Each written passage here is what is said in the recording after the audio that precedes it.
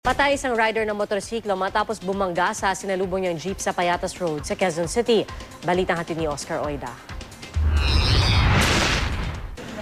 Unang inakalang patay na ang lalaking ito na inabutan namin nakabulagta sa gitna ng Payatas Road, Purok 9, Quezon City.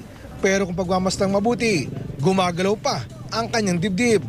Ilang saglit pa, dumating na ang mga rescuer. Mag-alas 11 kagabi, nakasakay umano ang naturang lalaki sa isang motorsiklo nang mag-counterflow ito at sumalpok sa isang kasalubong na jeep. Ano po yan? Sinalubong po kami. Nag-overtake po siya sa jeep. Nakapagpreno na ako siya, hindi dire-diretso lang. Sinalubong yung jeep mo? Oo, sinalubong niya. Hindi siya uminto ako eh. Uminto ako, siya hindi.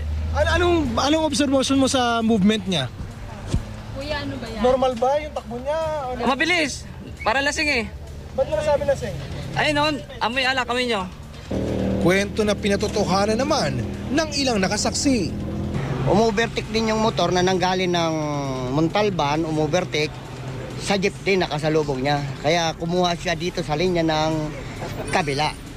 Ganun pa man, di pa raw lusot sa asunto ang jeepney driver. Kasi aksidente yan eh. So parang hindi pa namin kung sino may kasalanan. Ang binibigyan namin pansin dito, yung nasaktan. Naisugod pa sa ospital ang sugat ang rider, pero kalaunay, binawian din ito ng buhay.